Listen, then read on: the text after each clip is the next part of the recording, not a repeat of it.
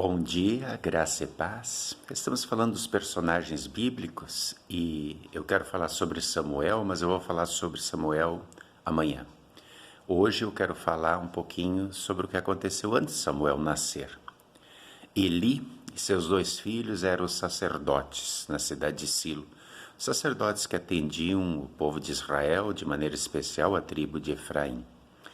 Eucana era um homem que naquela época as pessoas podiam ter mais de uma esposa e ele tinha Penina e Ana. E Penina tinha filhos, Ana era estéril. Entretanto, Eucana amava muito mais Ana do que Penina, pelo carinho, pelo amor, pela compaixão, pela paixão, por tudo aquilo que ele sentia. E eles tinham muita devoção a Deus. Eucana era um homem temente a Deus e toda vez que subia para Silo, ele ia ao sacerdote fazer seus sacrifícios, suas orações. Ana, um dia foi com ele e no capítulo 1 de Samuel, versículo 10 e versículo 15, nós vemos ela chorando amargamente diante de Deus pelo fato de não poder ter filhos. E naquela época, a questão de uma mulher não poder ter filhos, já que não podia trabalhar fora de casa, ela vivia para o lar, era uma situação muito constrangedora, vexatória. E ela coloca isso diante de Deus em oração. E ela está orando e Eli vê que ela ora apenas balbuciando, ela não fala, não sai voz da sua boca, não se ouve grito, e Eli acha que ela está bêbada. E então, quando ela está terminando a oração, ele diz: escuta, mulher, o que é isso? Te aparte do vinho, para de beber vinho, essa hora da manhã, está bêbada.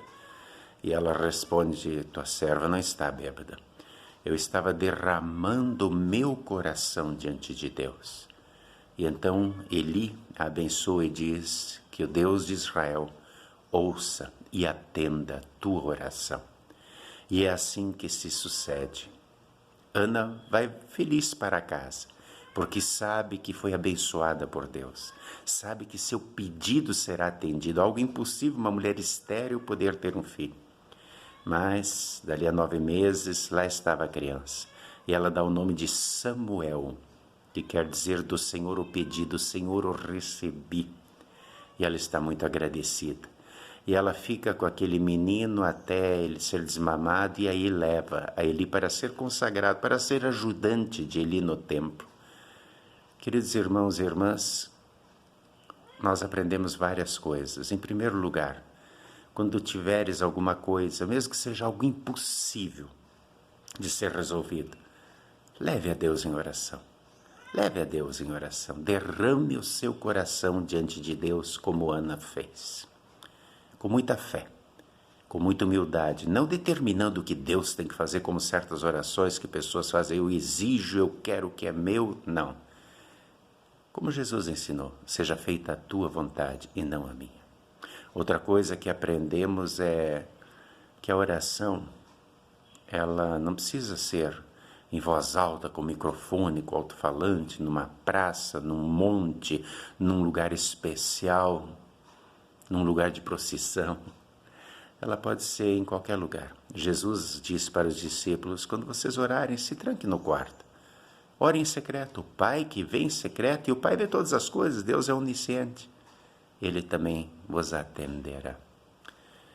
Sim, a oração silenciosa de Ana, uma oração cheia de fé, cheia de humildade, com toda confiança, foi atendida. Porque a oração não depende muito de quem ora, mas de quem a ouve. E quando você ora com fé, com humildade, com simplicidade, colocando aquelas palavras que estão no seu coração, derramando tudo que está no seu coração a Deus, Ele é misericordioso. Confie nisso, ore mais, confie sempre, coloque tudo aquilo que está no seu coração diante de Deus todos os dias. Ele mandou Jesus para morrer pelos teus pecados na cruz. Ele vai atendê-lo. Ele sempre atende. Às vezes diz não, quando não é para o nosso bem. Às vezes diz espera um pouco, quando quer que a gente insista um pouquinho mais na oração. E muitas vezes Ele atende logo, da maneira dele. Mas Ele atende para o nosso bem. Confie, creia, ore. Senhor, nosso bom Deus, amado Pai Celeste, guarda-nos sempre firmes na fé. E que tenhamos a humildade de Ana, a fé, a confiança de Ana. E que oremos mais, colocando tudo aquilo que pesa em nosso coração diante de Ti, através das nossas orações, em nome de Jesus, Teu Filho, nosso Senhor e Salvador amado. Amém.